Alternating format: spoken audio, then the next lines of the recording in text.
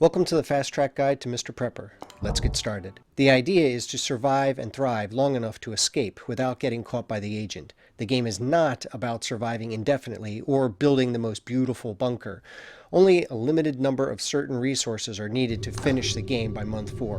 But you can choose to not leave by not doing the final mission and just keep grinding each day for some reason. The key is slow, steady income that grows over time. Do not rush. Food. Raw food does very little for you, so you start with a basic cookbook. You'll be living off berry drinks for the first 2 or 3 weeks. Every day, go to the forest level 1 and 2 and just berry grabbing. Your first regular food is going to be berry shakes. There are several cookbooks you will acquire over time through trades. Cookbook Tier 2 is the most useful because you get energy drink and pate and tomato soup. Cookbook Tier 3 will let you can tomato soup and can mushroom soup. Good for storage, but does not change the health benefits. Other recipes are useless, complex, require too many ingredients, and they all give roughly the same health. So stick with these for the win. Go to the forest level 3 for guarana fruit to make the energy drinks, killing wolves and setting traps for meat. In short time, you will be overflowing with meat, so no more berries, ever. 2 energy drinks and 2 meat is enough to get you through a day without napping. Dried meat is good for healing after a fight. Drying food will make it last longer, so you can carry a bunch with you, but it will start to go bad over time, just slower. Money and materials. First is wood.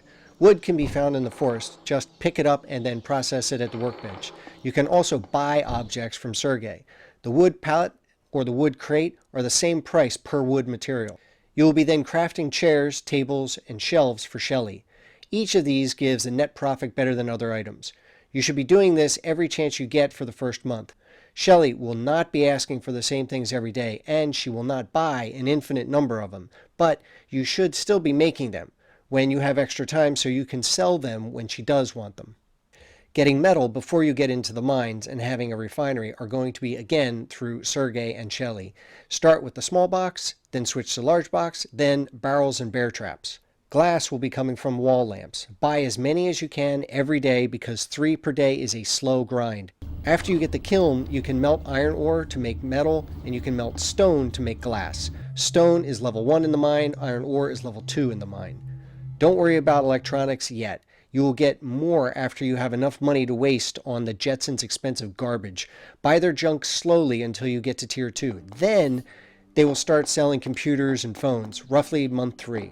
Joe will only sell a single pure electronic material each day. Again, a slow grind as electronics max out at 2 to 4 per day, and you need 60 total to finish the game. Do not waste electronics. Do not sell electronics. Stick with wood items for selling.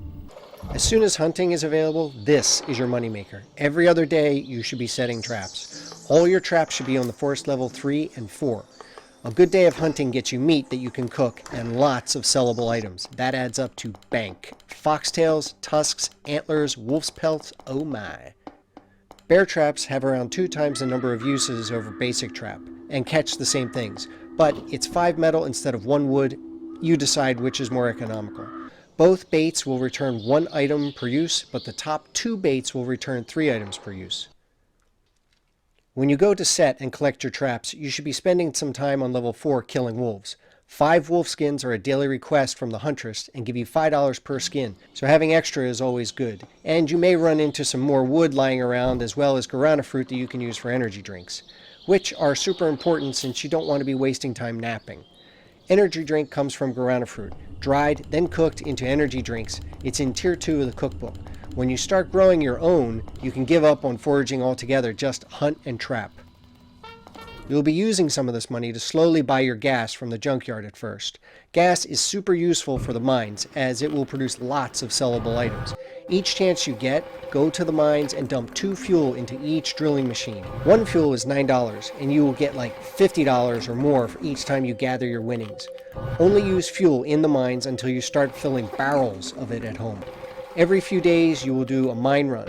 Bring 15 fuel and fill the mining machines. Max out your carry capacity, run home, dump your winnings into 2 cabinets near the door, run back to the mine until you get everything. Take the oil home, fill your oil drums for later processing to make fuel. Use the fuel to work the mines, repeat. The desert requires 4 gas to travel to any level, so it's a huge waste of gas until you're overflowing with the stuff. There is very little worthy stuff in the desert. Avoid the desert unless you have to go there for a mission or want to blow a lot of gas, ammo, and grenades on more electrical parts and some canned soup. The food economy. Early game, your income will be beets. Beets, you can buy at a low price and sell for a slightly higher price. This is reliable for the first few weeks as your beet production and Sally's need for them are at the same speed. The problem with Sally and the gourmet is that their needs will change as the game goes on. After week 3, Sally will rarely ask for beets. So you switch to carrots. Buying actual carrots is super cheap, so you can get enough for what you need. Carrots, lamb, and salt are needed for pate, so you will always have to keep metal and salt in the cabinet over the sink. The biggest issue with beets is that they are not sustainable. It's 1 bag of beets per beet grown. Tomatoes and guarana are 1 seed and a constant return as long as you keep them watered. I get rid of my plots of dirt on the ground after about week 5 and then just use planters for guarana and greenhouses for tomatoes. I will never eat any of my canned food, just keep it stored. You will need 10 of 2 types of canned food for a later mission. You do not need canned food to survive, as this game has an ending. You can complete the whole game eating dried meat, tomato soup, and drinking energy drinks. Money in month 2 from food will be pate at 44 per serving, 1 meat, 3 carrots, 1 salt. Dried meat, which you'll have tons of at this point if you're hunting, at $20 per serving. This is a huge money win for you as you already have them ready. They last forever in the fridge and you will eat or sell the ones you are carrying before they go bad. Later, you will get a freezer, and this will hold 36 items in its slots.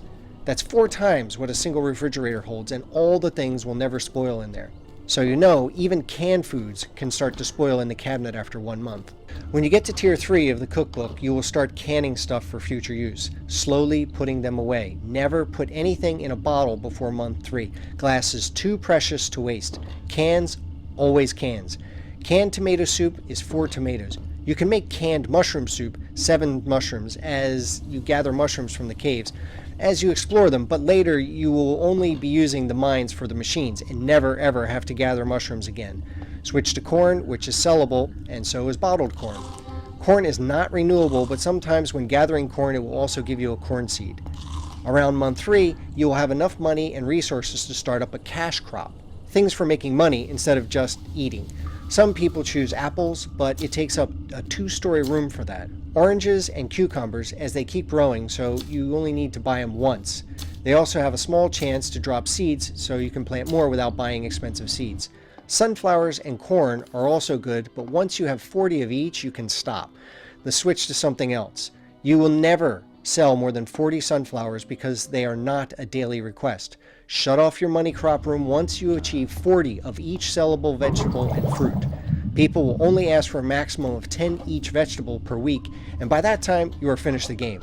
So you're rich and you don't care about making money. So switch to just guarana fruit as you need 99 of these to complete a mission later. Darkness is your friend. You don't want to have 30 generators eating all your wood or gas. As soon as you get your mining helmet, you can walk around in all darkness without a problem. So turn off all the lights in the house. Each light can be clicked on and then powered off. Later, you will power off your refrigerator and the stove. A single steam generator can only power 3 items and takes 1 wood to work all day. You don't need lights to see your water storage, oil storage, or even your furnaces to know they are there. Just keep the lights out. Build lots of cabinets for storage. Wooden crates hold more, but they take up floor space. Stack them on top of a cabinet for extra storage without losing the floor space. You will need to have space for sellable items, items you will later process, and storage for things like the water buckets for when the agent does an inspection. Having them in an easy location is important. Do not waste time or get caught. I have 1 cabinet just for water bucket storage for when the agent visits. Some things are stackable. Stack cabinets and oil drums. Bookshelves are useless. Any item can be moved to a new location. This includes large items, but storage items need to be empty first. Remember this when setting up your water storage tank. It takes forever to move 150 jugs of water. Water tanks will automatically fill without your help if you have buckets outside during the rain. So set up your buckets as early as possible, and as soon as Sergey sells a water storage container, buy it. You can move a planter, but the plant that was in it will be lost. Rooms can be many sizes and heights, so know what you want to put in them before you build, because if you make the room too small, you cannot destroy the wall between them to make one big room. And 2 tiles worth of small room is not as good as 1 2-tile big room. Bigger is better in most cases. Remember, this game is 3D, not 2D side-scroller like Sheltered where items line up next to each other in a set width. Use the depth of this game to stack things and make the most of your room space and lighting. I make pillars of gas and oil barrels in front of oil processing machines just to save space. Start a broken second row of crops to maximize your lighting. Stack, stack, stack. Stack cabinets, drums, generators, anything that does not open from the top. A light switch will turn off everything in the room, so there is a good reason to keep things compartmentalized. My fuel processing room is only on when there is fuel in each machine that needs processing. The generator in that room gives just the right amount of electricity for 4 machines. My money crop room has a light switch to turn off the lights, the greenhouse, and the water machine. I have 2 power rooms by the time I get to month 3. Again, stack machines in 3D so you have space for everything. 3 steam generators are good enough for your basic base. I have a generator on top of a floating shelf that is only turned on during a power outage. This will cover anything that the normal power will cover. Second power room powers my money crop room, new kitchen, and water pumps. There is so much wood to be had that a steam generator are the most economical. Save your gas for the mining machines. Gas is rare, oil is not. In the mines, you will use 3 gas to get 15 oil and loads of money that you can use to buy more gas from Joe. The trouble with oil is that the oil refinery is large and cannot be front-loaded. You cannot put 10 oil in the machine and come back in a few hours and get 10 gas. You can add 10 oil in and wait 1 in-game hour for each oil to change to gas, but you have to stop and take that 1 gas out each time for the next oil to process. This means constant attention. Solution: add a fuel drum in the same room as the oil refinery. They don't mention this, but it works the same way as the water tank and the buckets. As oil is converted to gas, it will automatically move each unit of gas into the oil drum if it's in the same room. Now that is an automated oil refinery. Don't forget to add a light switch to turn off everything in the room when not in use, because refineries use electricity even when they are not in use, and the generator will keep sucking gas to help power things that already have power from the steam generators. Waste. Always upgrade fighting skills. The upgrade means less time between attacks. Fight 2 book will mean less than half a second between attacks. You will need this when going into the lower levels of the mines, as there are 15 to 20 rats and bats each battle. But you only go there once. The higher level forest missions and desert missions will have you facing stacks of 8 animals at the same time. The rifle can be found at the very end of the desert. That would be 5 rides in the car. But the pistol is given much earlier. Both need time to reload, and you do not want to be waiting while animals are attacking you. Swap over to the knife and start slashing. Knife is mostly a one-shot kill and moves fast. The Lucio Bat has some really good knockback, does really good damage in an area on multiple targets, but it's slow. You will be using knives for the first month or so. Bring along extra knives as you do not want to be punching enemies. A knife or a gun is best. Just remember that bullets cost money and knives can be disassembled for all their ingredients and built again, so it's not used up. Also, guns take time to reload, so you might want to switch to the knife to finish off the last few rats. Stockpile those bullets. The pick and the axe can both be used as a weapon, but after you get all the mine cards, you will never need to carry a pick again. And there's no need to waste time chopping at stone when you can just empty it from the buckets. You should never, ever have to kill a single bat after month 2. You can die, sort of. Your guy will pass out if he takes too much damage and will wake up 6 to 8 hours later. You don't lose any materials, just a bit of time, and your max stamina is less for a day. It will auto-save through the night. The desert. The desert is useless. Avoid it unless you need to do a mission there.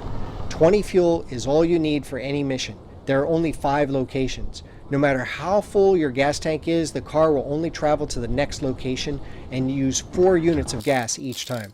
Bring about 20 metal if you are a terrible driver, and lots of bullets for all the states. The This is a one time that the grenades are useful. Press 1, 2, 3, or 4 on your keyboard to throw the type of grenade you want to throw. They need to be placed in the lower section of your gear layout. The car can only move left and accelerate, so do not touch anything if you see an obstacle on the left side of the road. The car will just drive past those, so don't mess it up. Accelerate only after your car is on the ramp. It's more like a turbo boost for a short period of time. Doing it before the ramp means less speed at the top of the ramp and a slower jump, meaning you're going to cause damage to your car. To use the radio antenna, you need to click on the antenna, not the car. Any mission in the desert should be started early as possible in the morning. Prepare all your gas and items the night before, as each transition from one location to the next takes 1 in-game hour. Driving at night is a pain, as visibility is limited. Do not waste time searching each location in the desert. It's all junk until the 5th section where you get the rifle. Arrive, kill animals, drive to the next location, unless you're there to collect electronics. The Agent. Be sure to hide everything. Turn a giant poster around in your bedroom, cover the floor door with the carpet. These will get you caught right away. Better yet, move the giant poster to a room far, far away in your bunker since you rarely use it. Other things you should note. Only have 2 buckets outside when he arrives. Move the rest into a cabinet that you keep reserved for inspections. Water containers will get you caught. Strange, but true. Move them as well. Bait will also get you caught. You are only allowed 20 food items total, so having a second fridge is nice when you can afford it. Switch to a freezer as soon as possible. More storage and less things to go bad, ever. He will check all the cabinets in the house, so keeping oil, gold, wolf skins, etc. will get you caught. Keeping salt will get you caught. Keep 2 cabinets empty for inspections. Put all the household things in one and all your personal equipment in the other. This includes your weapons, helmet, bait, whatever else you carry. He does not check the mailbox. Never, ever dismantle things in the house. It's just not worth the negative reviews to get 2 units of glass. There are days without water and days without power, and days without the postman. It would have been really cool to have a few days in a row of lockdowns because of subversive activity, where you can not travel away from your home and all the power and water and the postman are all off. So you need to survive on what you have in the house. This would at least make your efforts feel a little bit more worth it. My big issue with this game is that it drips materials to you. There is no way to speed things up. You can have $1,000 and it will do you no good because the maximum electronics you can get each day is 4 and you need 20 or 30 for each milestone. You will have a working, balanced home with ample food and material storage by mid-month 2. But it will take a full month of passing time while you wait to accrue the needed materials to finish the next mission. I even let my plants die off because I had more than enough to sell and I had canned food to last 100 days with 0 prep. I even started napping instead of drinking the energy drinks because awake was a waste of time when you need tomorrow's 4 electrical parts. You don't need 2 or 3 freezers full of food for any reason other than vanity. I only had 1 freezer and I finished the game with this amount of stuff in there. You can't take it with you. Rugs, posters, skulls, and other cosmetic things do nothing for your guy. They don't increase happiness, reduce stamina loss, or anything, so don't bother with them unless it's your thing. My guess is that this game is played as a real prepper, so you stockpile everything in hopes that it will be there when you need it. But very few things are needed in large quantity, and those things that are drip, drip, drip to you and drag out the gameplay. Have fun prepping.